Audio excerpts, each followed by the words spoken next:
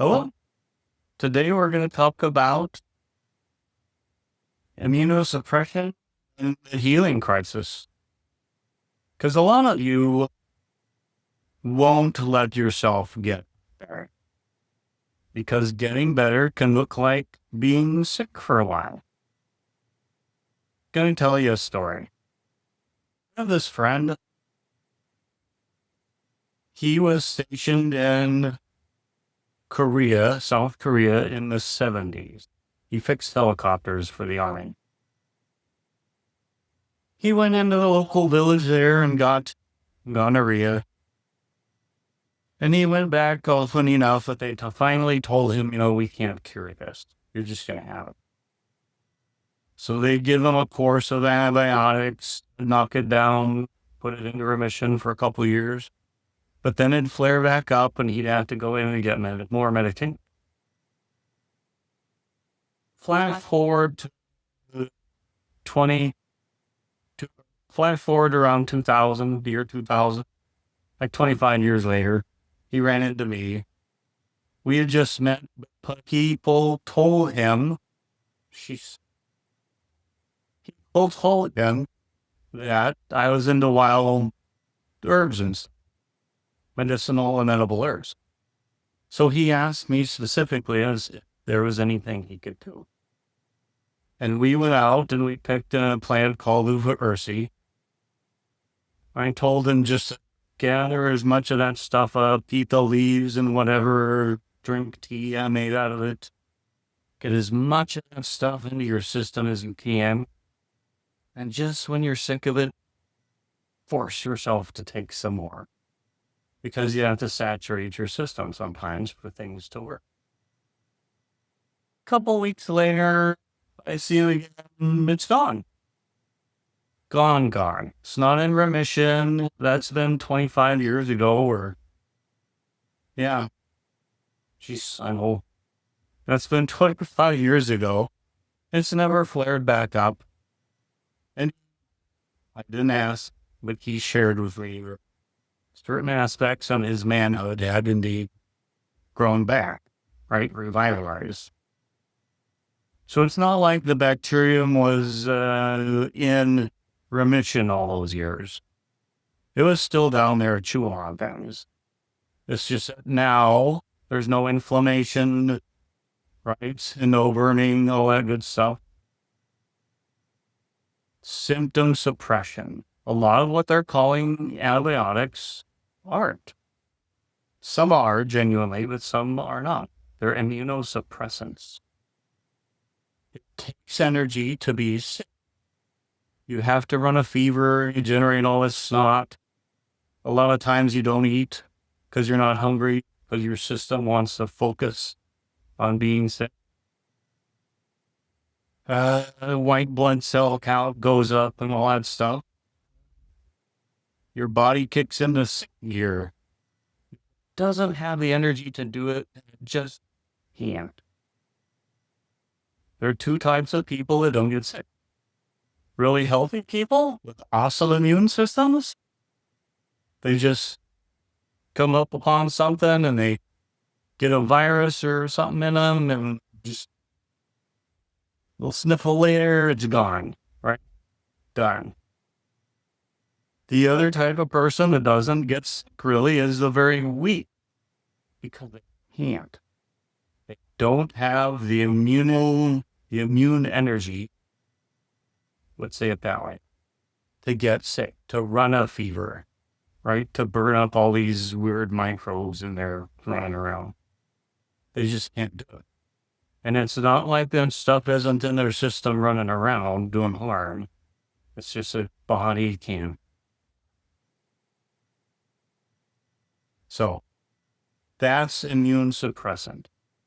Most of you, when you change your diet or whatever, take a multivitamin, you're coming out of that weak stage, right? And your system's building strength. And now it says, sweet, I can frickin' get sick and burn off some garbage, get it out of its system. And when you get a fever, or when you get a little snotty or get a rash or something, you panic. You're like, that stuff is making me sick. This isn't good, but it is good. There's a difference between being in a disease type situation, right? Catching the flu and a healing crisis. I can explain it, but you kind of have to recognize either one yourself, right? It's like getting burnt by a stove or something. Until you burn yourself and understand what it feels like, you can't really empathize with what I'm saying when I got burned, right? You know, like, what's that? But anyway, you need to learn to differentiate between the two. To explain things further, it's like I'm going to tell a couple I have. So I used to have a croup in my throat for decades. Every 5 or 10 minutes. Drove everybody baggy.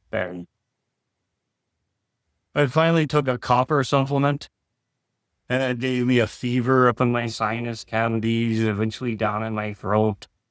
Right? I got kind of sick. Then one day I just this leathery, snotty, horseshoe-shaped load of gunk came up out of my throat, and that was the end of it.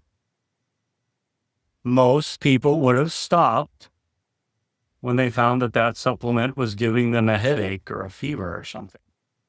And then nothing happens, right? Other healing crises I've had, I got a series of colonics once. Then a few weeks later, it got a really bad rag. Like around my pelvis and stuff. Looked like I'd peed my pants after just half an hour. It's all this stuff oozing out of my body. I cleaned up, new pair of pants, half an hour later, same thing. Stuff, like say, oozing out. I wasn't hungry because my body's focusing on cleansing, right? I didn't put anything on it because we don't want to stop the process. I juice a little bit for a week. Eventually it went around my whole body. But after your body's done with it, it's done and over, right? And then your skin feels awesome, like everything's new. You feel younger. In fact, the Native American cultures that do sweat lodge stuff, depending upon the culture, but, and I'm going to say typically, but I guess I don't know if it's typical, but there's a dome shape. And what is a sweat lodge? And there's just a little tunnel that you have to get down on your knees and crawl through to get to the sweat lodging part. They will spend 3 days in there and come out facing the sun. And it's all designed, supposed to represent crawling into the womb. Right? It's in a stage of rebirth. And then when you're done, you crawl out also, being reborn, right? And facing the new day kind of thing. It's kind of a forced healing crisis, whatever works, because they fast during all that. Just get the gunk out of their system. And when you're done, it feels like you're new. And I don't know how to explain it other than that. You just feel 10 years younger. Some pains go away. You can breathe easier. It's awesome. But you have to let it happen. So healing crises can come about when you do some cleansing, when you do some nutritional work. Your body just has the energy to cleanse now. And you need to let it happen. We're gonna end up a kind of a tragic story. I have another friend who finally cut way back on all the sugars in his diet. Who started to eat just more meat, right? Couple days later, he goes into a healing crisis. And healing crises can be months long. I've had them give me fevers and just feel horrible for weeks at a time. but didn't let it happen. Anyway, my friend went through into a healing crisis. He felt like heartburn, kind of a burny stomach and gizzard, whatnots, gross poops. Between you and me, his liver was finally just dumping garbage out, right? Your liver can get so bad, take a while to dump stuff. And after 3 or 4 days, I mean, he even admitted that he was over the worst of it, but it still kind of lingered. You try and talk to him, but he panics. Oh my God, no, it's food poisoning. I know it is. It was that taco I ate, a couple weeks ago, with Stoveston. And he goes to the doctor, antibiotics, at which point in time it shuts down. Because your body's like, yeah, we're cleaning out, we're working now. Then you poison it, essentially. It's like,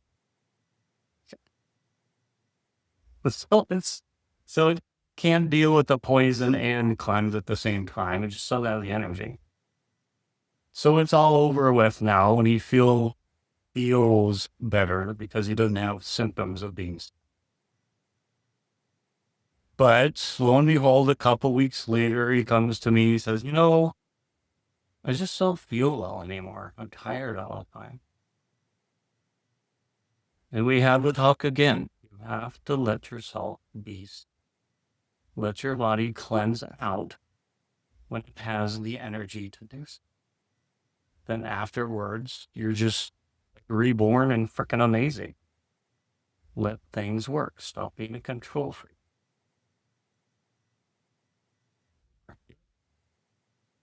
You find yourself with a flu or something, like I say, don't run in. I'm not a doctor, cannot diagnose disease, prescribe medications or anything. What I do when I find myself getting legitimately disease, there's a new virus or something going around, I just let it be. I take some iodine and I make sure to take my trace mineral stuff. I make sure to clean up my diets, right? No processed foods or sugars. And let my body do its thing. Anyway, thank you. We'll see you next week.